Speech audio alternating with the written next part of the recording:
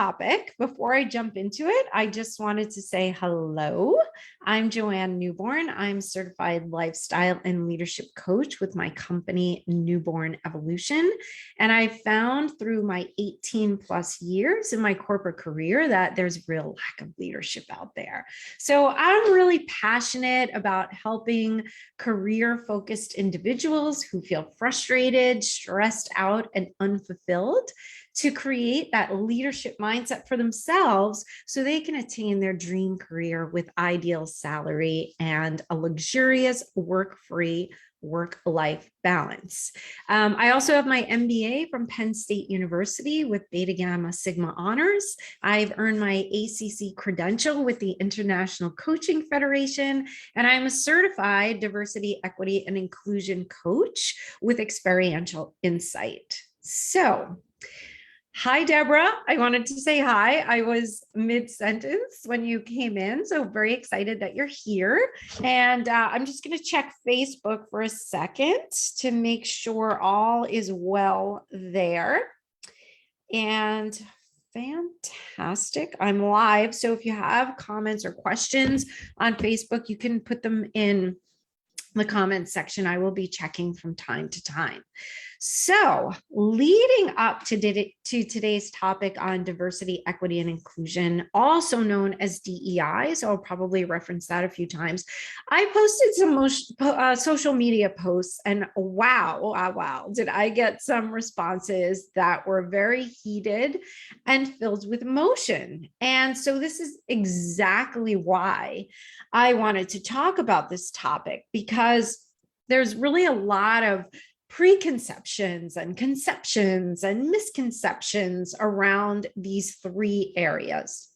A lot of feelings and emotions around these topics. And I want to preface this with that all feelings are the right feelings to have, right? This is the most important thing that I really want to stress, because to me, DEI is not about forcing something. It's really about opening our minds up to be able to see things in a new and different way.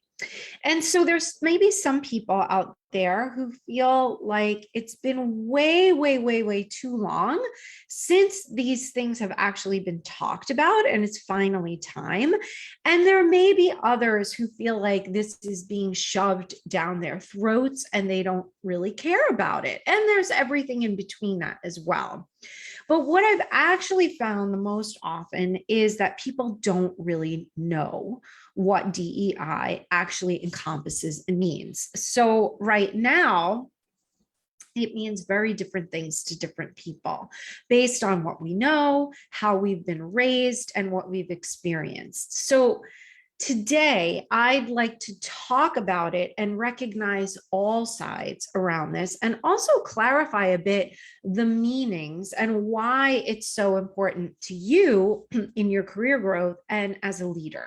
So let's talk a little bit about each one, because we do tend to lump them all together into one meaning, but they actually have their very own individual meanings, which are really vital and important to an organization's growth and to society's growth and to our growth as individuals. So let's start with diversity. What is diversity? So I decided to look up the definition in the Merriam-Webster dictionary, and here's what I found. Diversity is the condition of having or being composed of different elements, the inclusion of people from different races, cultures, etc., in a group or organization. So that's pretty vague to me. And the word etc., what's the word etc. doing in an official definition, right? How does that help me to define it? What does etc. mean in this instance? So I kind of felt like if the Merriam-Webster dictionary cannot even give a concise meaning to the word, then of course, we have a lot of confusion around what it actually means. And for years, organizations, employees, people in general, they've created their own meanings for the word. And so there is a lot of passion and strong feelings behind the word, whether they're good, bad, or indifferent. And so, as I had mentioned before, I had created some social media posts leading up to today, and I did receive some very passionate responses. And I thought that the responses were very well thought out. And there was also my interpretation of the responses with there's a sense of like the movement of this is not always aligned or fair. So I wanted to really go back, right, to some of the things that I had seen. And so, some people will hear DEI and they'll immediately associate it with affirmative action from the 1960s, right? And for those of you who might not be familiar with that, I'm just going to give you a really brief history from the American Association for Access, Equity, and Diversity. So from their website, they have that President Kennedy incorporated the concept of affirmative action into his executive order 10925 issued back in 1961. And so this executive order imposed on all covered contractors a general obligation requiring positive steps designated to overcome obstacles to equal employment opportunity. And then in 1965, President Lyndon Johnson Baines, he signed an executive order which gave the Secretary of Labor responsibility for administration and enforcement of the order, mandating that all contractors do not discriminate against any employees or qualified applicants because of race, color, religion, sex, or national origin. And so contractors were to take affirmative action to ensure that non-discrimination in employment, upgrading, demotion, or transfer recruitment or recruitment advertising, layoff or termination, or pay of other forms of compensation, and selection for training, including an apprenticeship. Wow, that's a lot. So, end quote. So this is part of our US history, right? But diversity today is also that and also not that, right? It might be a small part of what diversity is today, but it's really so much more.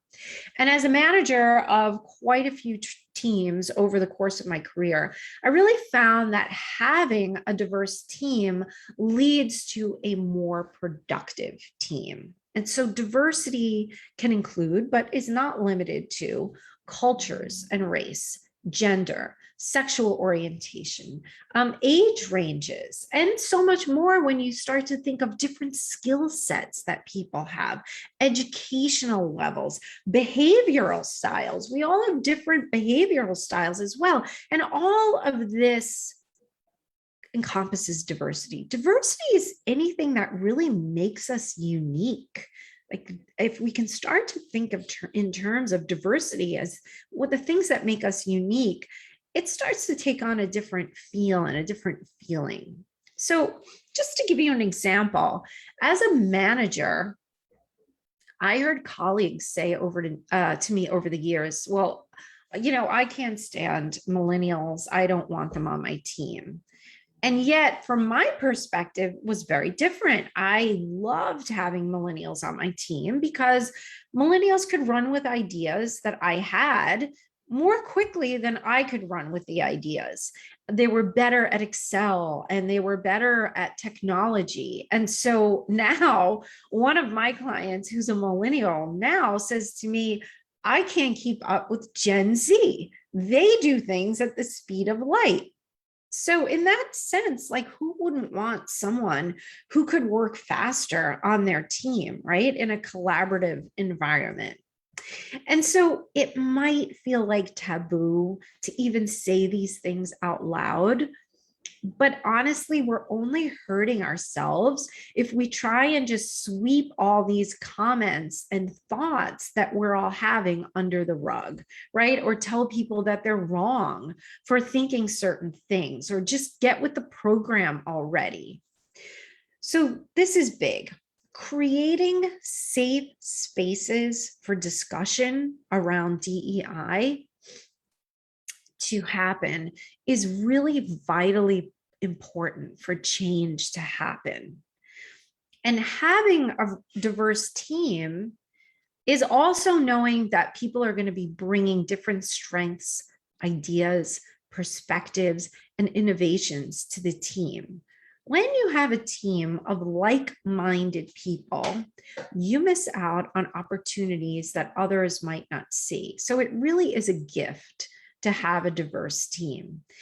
And when you take that concept and you expand that to an entire organization, now you have an incredibly strong organization.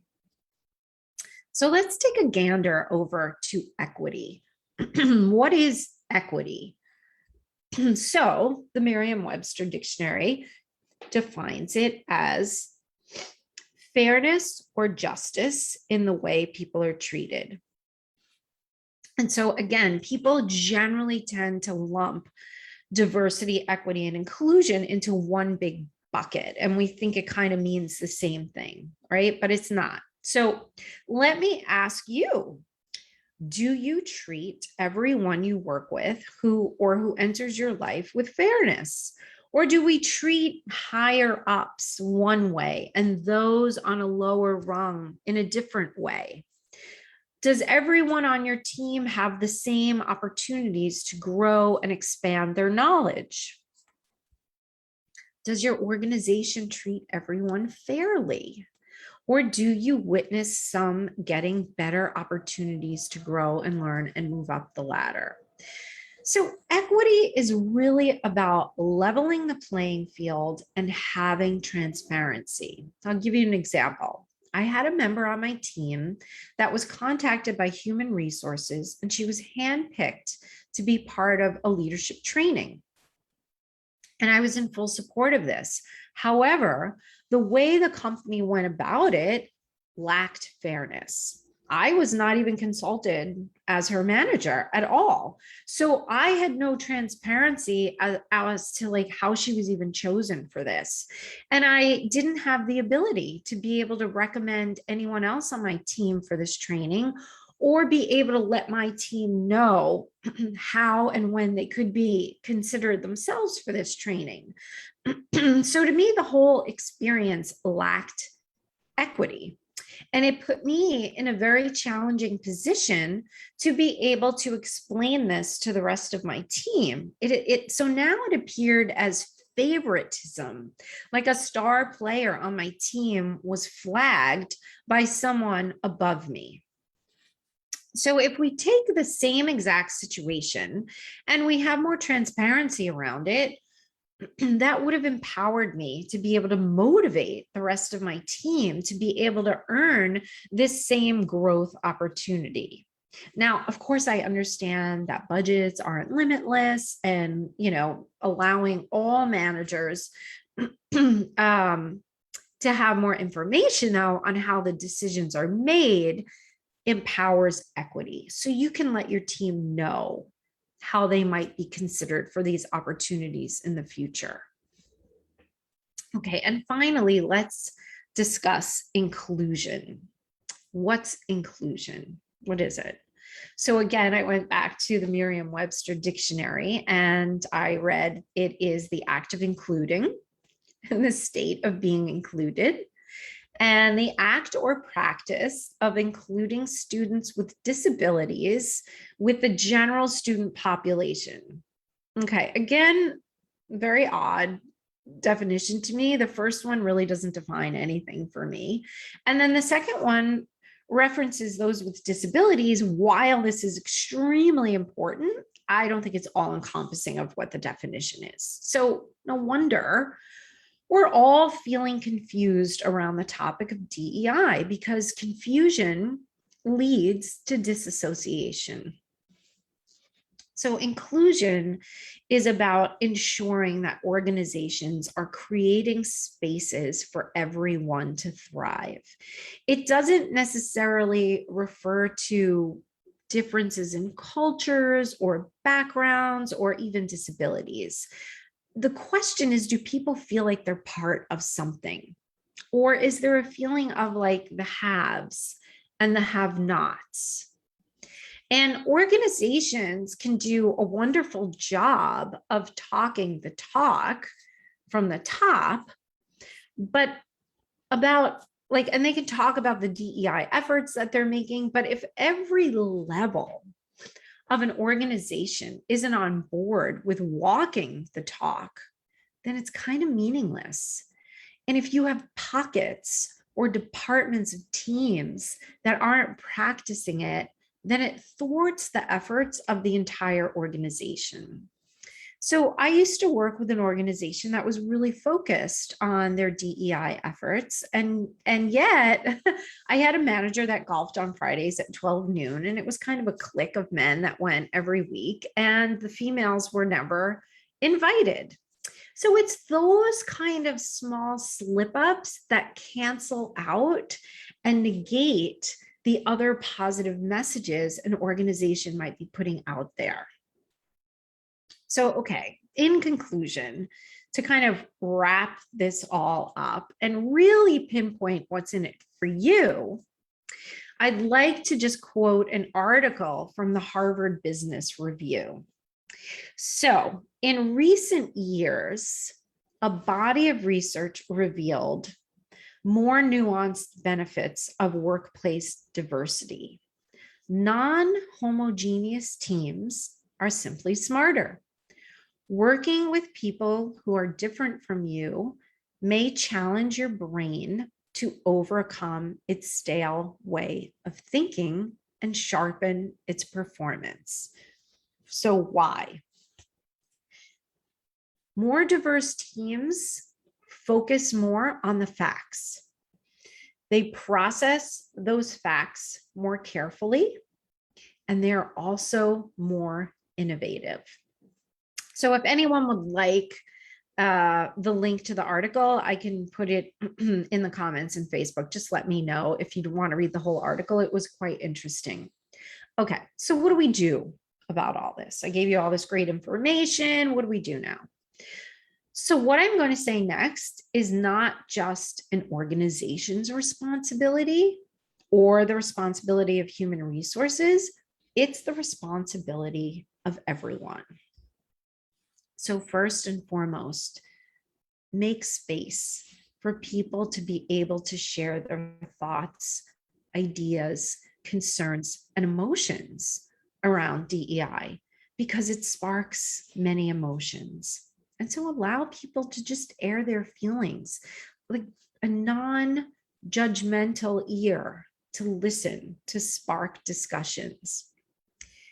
2, recognize that we all come to our organizations with different values and cultures and ways of thinking. So no matter what they are, they're going to be different. So leaving that space for people to bring their differences. And then 3, educate the entire organization, especially your team leads, on the organization's initiatives, on how important it is to the growth of the company and to their most valuable asset, which is their people. And finally, 4, create committees and lead events and education on what your organization is doing about DEI. And so most of all, I really want to talk about how it's going to grow your career. Recognizing how diverse teams are more productive. Ensure that you are open to listening to new ideas and encourage new ways of thinking, because you'll emerge as a leader for your organization when you start to do this. Bring new ideas to the table and partner with others to create something new that's never been done before. And as a manager, you can capitalize on different strengths of your team members and also have other team members assist in helping others grow in areas where they may be weaker. Ensure your team feels heard, rewarded, and celebrate wins. Ensure that in communications to them as well, and that they have opportunities to expand and thrive. And on one more final note, I'm just going to say, if you're not open to DEI, then you are really limiting your own career advancement. So we're going to continue this conversation and Q&A, maybe do a little coaching around it in the Opera Dolce Leadership Lounge on Zoom right now. But before I sign off here, I would like to invite you to make sure that you've joined my newsletter so that you don't miss out on any of my free educational updates. And you can sign up for that at newbornevolution.com. And I really wanted to thank you all for spending this time with me and learning about the importance of DEI and what's in it for you. If you have questions at any time, you can put them in the comments and I will come back and answer them later on. All right. Have a great day, everyone. I'm heading over to the Leadership Lounge. Bye-bye.